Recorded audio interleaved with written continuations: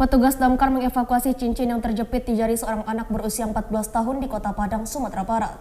Proses evakuasi pun berlangsung dramatis selama 5 menit dengan menggunakan gerinda mini dan cincin tersebut akhirnya berhasil dikeluarkan dari jari korban tanpa terluka. Dengan ditemani oleh ibunya, Rivaldo 14 tahun, seorang siswa SMP di Kota Padang ini mendatangi Mako Pemadam Kebakaran Kota Padang untuk meminta pertolongan membuka cincin yang terjepit di jari manisnya yang tidak bisa lepas setelah ia pakai selama 1 tahun. Proses evakuasi cincin ini pun berlangsung dramatis. Dengan hati-hati, petugas rescue dari damkar melakukan pemotongan cincin dengan menggunakan alat gerinda mini yang dibalas dengan potongan kunci yang ditetesi air agar tidak menciderai jari korban.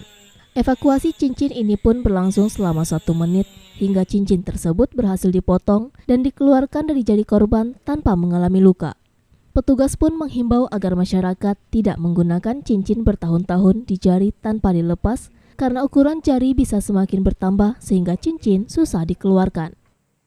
Ada seorang ibu beserta anaknya datang ke kantor damkar Kota Padang dan mereka mengadukan bahwasanya anak atas nama Rivaldo umur 14 tahun itu ada cincin di jari dan mereka minta tolong untuk dilepaskan karena dari upaya mereka sendiri sangat sulit dilepaskan dan jari daripada tangan anak tersebut juga bengkak kondisinya.